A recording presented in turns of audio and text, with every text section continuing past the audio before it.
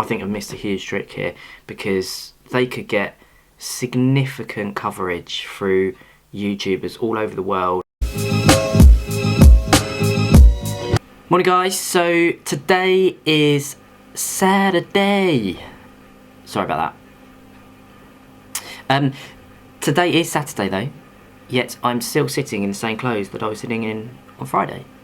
And that is because I recorded these two vlogs on Friday, one from yesterday, one from today, because I knew that I was away. Anyway, that's by the by. So today, the Olympics has officially begun. Yes, exciting. Now, I don't know about you guys, but I don't really feel like I've heard an awful lot about the Olympics, other than perhaps the bad stuff about like the drugs and all those kind of things. So I think that's a bit of a shame, and I think it's particularly a shame because it's being held in Rio, and Rio holds a special place in my heart.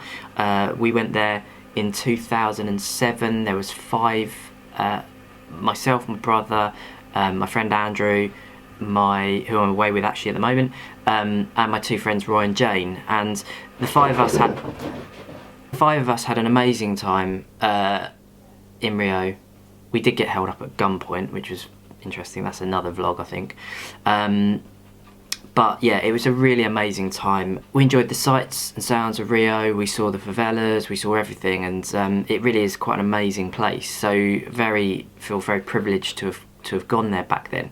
So yeah, I do hold a special place in my heart for that. And I think the Games is, apart from perhaps, you know, the terrible things going on out there, and the lack of ability to put it up in time and all those kind of things, it should be a really carnival atmosphere type game. So anyway, I think it's a shame that we haven't seen too much of that. But anyway, that wasn't what I wanted to talk about. What I wanted to talk about was the fact that I think the IOC might have missed an opportunity here. If I was sitting on, and by the way, I must say first of all that I haven't done enough research about this to know whether this is the case or not, but so caveat, massive. What I do know is that if I was sitting in the IOC and I wanted to promote the Olympics, and I was thinking about modern media and how that might tie in, the obvious thing to do would be to go to the YouTube.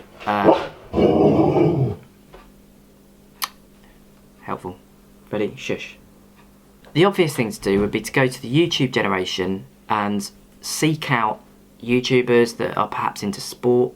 Maybe not even the ones that are into sport, just the ones with large followings, and get them to send them out to the games and ask them to record daily vlogs at the games, because these guys have millions of followers, and some of them have, you know, millions of views every single video. So what better way for the IOC and the Rio Games to promote this Olympics, which is kind of, I'm not going to say it's the first one since YouTube properly kicked off, because, you know, 2012 probably could have made something of it, but really the YouTube stars, I guess, have been sort of playing around since 2009, 2010. Maybe they weren't quite mature by then, but this is like proper maturity now. So a real missed opportunity in my opinion. Now, I have seen that people like Ben Brown are actually doing live videos out there, and I think from a very quick Google search this morning, I think that Google have actually sent them out there. So I don't know that for a fact. I'm going to go and do some research on this today, but sorry about that, baby emergency. So yeah, I don't know if this is actually what they're doing officially or not. I need to do a bit more research on that today, find out. But even if Google are doing that, fair play to them, well done Google. But yeah, the IOC or the organisers of the Rio Games particularly, I think have missed a huge trick here, because they could get significant coverage through YouTubers all over the world.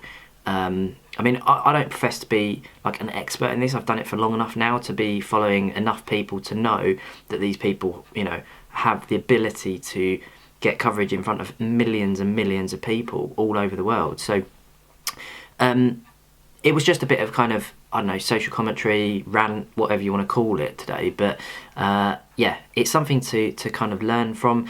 It's I suppose I get this from the fact that we do influencer marketing at Optics, and you know, we think about that for our clients. So getting influencers to talk about brands and products and services is a way of helping market yourself. But you know, that applies just as well to a single product as it does to something like the Olympic Games. So that's my my vlog over today. Hopefully tomorrow I will have shot some very poor footage of me slicing and hooking shots all over a par 3 course in Surrey somewhere. But yeah, we'll see. As I said, I don't know. Andy might not let me put them up, but I'll sweet talk him, don't worry. Anyway, until then, I'll see you next time.